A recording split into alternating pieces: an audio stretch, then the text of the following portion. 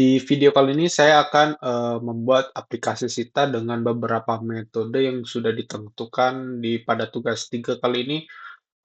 Di sini saya pada tugas praktik 3 ini ada beberapa indikator pencapaian yaitu capaian. Yang pertama, kita pastinya harus menggunakan komponen dan view template gitu kan. Kemudian untuk nampilin data itu kita menggunakan direktif vtext,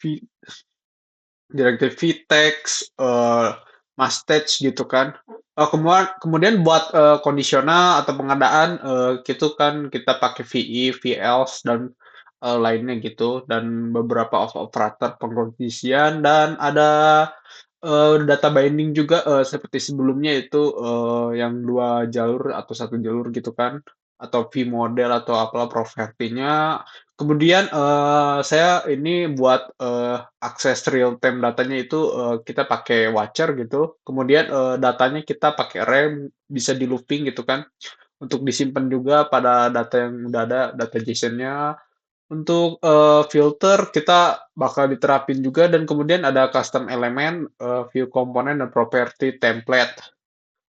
Oke, untuk strukturnya itu di sini ada root-nya, yaitu root index HTML-nya yang isinya nanti itu tampilan dasarnya. Kemudian ada CSS buat tampilan desainnya. Kemudian untuk datanya sendiri saya udah dapat ini data bahan ajar JSON berupa file JSON. Kemudian JS ini nampung beberapa 2 folder yaitu komponen dan service, dan untuk app.js ini seperti ini dijadikan sebuah root JavaScript-nya. Kemudian di sini ada beberapa di komponen itu nampung beberapa tampilan data seperti atau logiknya juga, nampilin modalnya itu nanti kodenya bisa nampilin modal.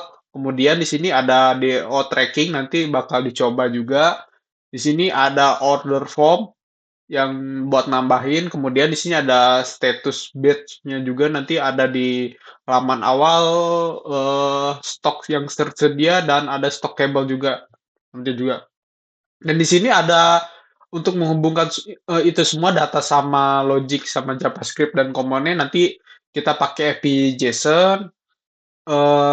Kita mulai dari index HTML-nya. Mungkin kalau misalnya lama bakal di-skip juga, oke. Untuk HTML-nya udah jadi saya bakal jelasin singkat aja di sini. Di sini seperti biasa ada title, H1 di sini, dan tab tracking juga untuk navigasi. Dan di sini di sini pengkondisian juga pakai VI, VELSE, dan di sini juga saya pakai templating biar nanti bisa di-render juga datanya, kemudian bisa di-looping juga, dan di sini ada sama gitu kan, looping juga ada, saya ngegunainnya sama. Di sini juga saya pakai vModel, di mana buat ngegunain fungsi logiknya. Di sini v-for, v-if juga untuk looping atau pengkondisian juga sama, oke.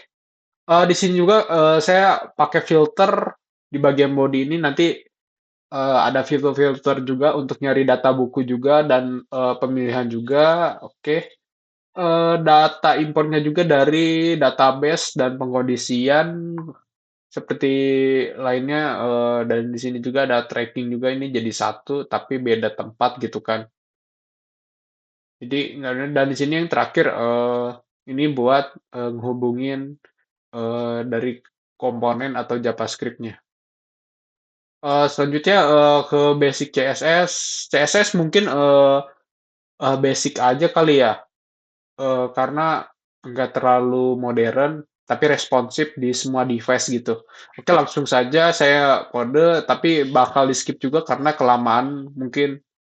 Oke, jadi CSS itu saya udah navigasiin di root ini, jadi nggak usah nulis lagi kodenya biar nggak pusing gitu kan. Tuh, jadi tinggal kita nulis var, terus kita panggil nama yang udah kasih kita nama di root ini. Jadi tinggal dipanggil, jadi nggak perlu pusing, oke? Untuk data bahan ajarnya udah saya rapihin juga ini. Tapi kalau misalnya saya nambahin juga boleh sih. Tapi agak rancu gitu, saya juga kurang ini. Kemudian untuk di FPJS ini bakal ngerender data, kemudian dibuat, diambil ini, kemudian ngejalinin metode yang async await ini, eh, tapi lebih ke async, kemudian di handler untuk ini nambahin data, kemudian di tracking gitu. Oke. Selanjutnya itu saya bakal masuk ke API dulu lah. API ini buat render data atau menerima data atau pertukaran data gitu. Mungkin bakal lama juga kodenya juga dan ambil juga dan beberapa di sini pakai objek juga, data objeknya itu ada beberapa kategori dan pengiriman juga nanti dioper gitu kan ke halaman tracking.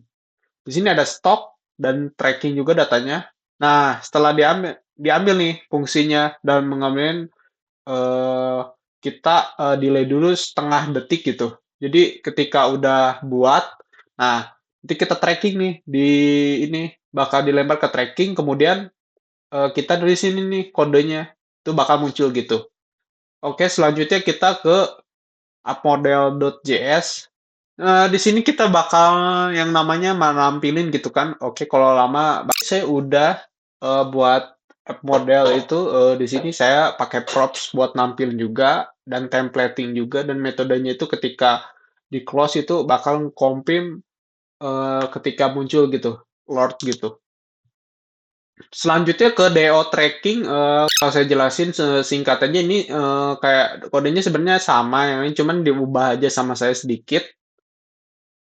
Di sini, V komponen, templating, kemudian datanya itu ditampung di props, kemudian isinya itu ada ini keyword dan hasilnya apa, dan metodenya itu metode pencarian, ya buat DO yang bakal dicari, kemudian kalau data tersedia itu bakal muncul di konsol gitu. Nanti kalau misalnya dicari terus ngembaliin datanya, kalau ketemu itu bakal nampilin data apa gitu. Kalau ketemu itu bakal nampilin key atau apanya gitu, ID gitu. Dan kalau nggak ketemu bakal muncul di bawahnya itu bawah search data tak ditemukan pastikan penyelesaian error. Terus kalau misalnya eh, ini clear search itu fungsi clear search itu nampilin yang nggak ada datanya gitu atau pesannya nggak ada. Selanjutnya di order form itu buat nambahin datanya. Oke, saya akan kode tapi mungkin bakal order sama kayak tadi kita templating juga. Di sini saya pakai watcher buat update harga, kemudian detail paketnya ketika berubah gitu di bagian yang namanya itu di daftar stok bahan ajar. Kita eh, nanti kita bakal praktekin di mana di sini ada metode buat ngasilin di O-nya dan eh, nge-submit ordernya juga kan di bagian pemesanan, kemudian di adjust juga gitu kan buat pemesanan berhasil, kemudian nampilin nomor DO yang udah dibuat. Nah, di sini juga saya juga nampilin filter gitu. Oke, selanjutnya di status batch ini buat nampilinnya kayak gimana?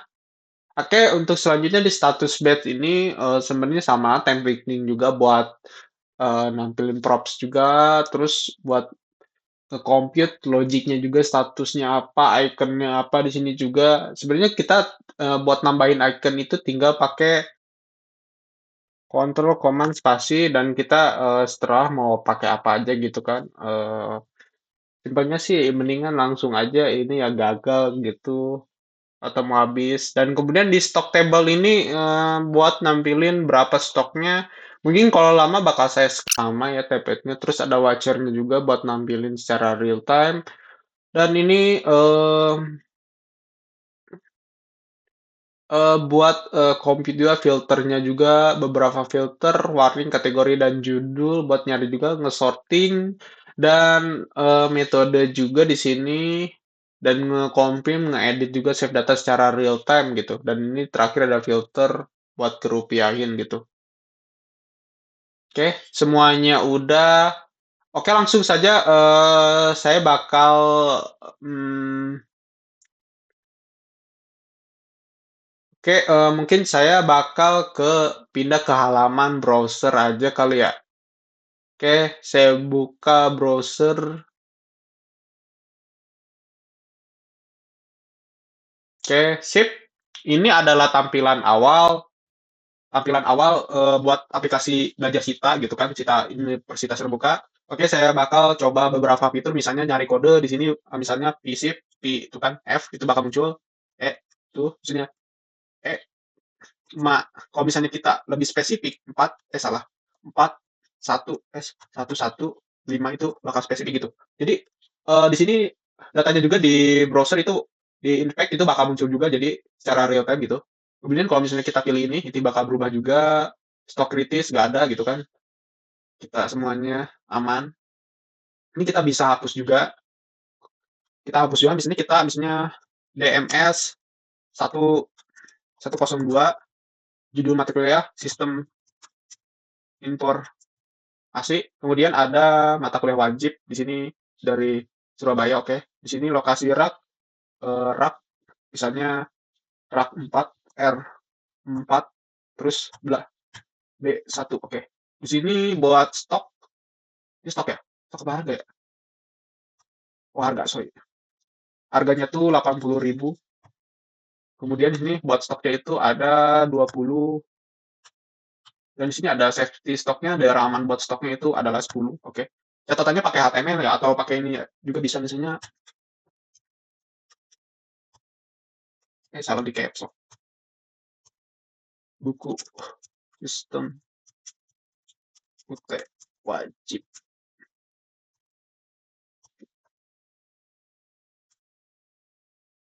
Oke, ini ada typo, nggak apa-apa. Di sini udah masuk dan aman di sini. Kalau misalnya kita di Hopper, ini bakal nampilin deskripsi gitu.